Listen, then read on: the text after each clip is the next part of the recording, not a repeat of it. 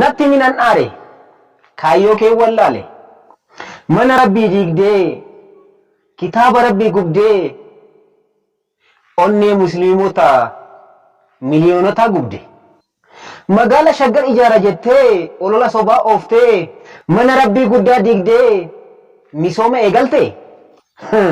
kuni misoomaa miti kaayyoon kee kan biraati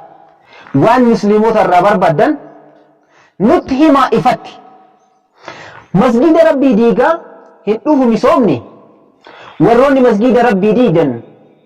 nu egeeffadhaa qalbiini ummanni musliimaa hundi keenya wal hubannee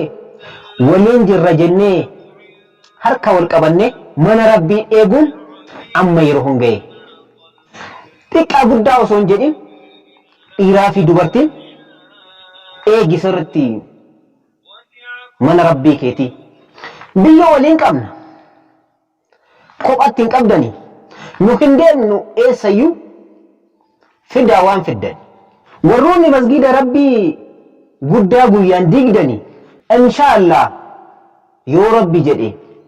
aangoorran teessani aangoon guddaan ka rabbii olaanaati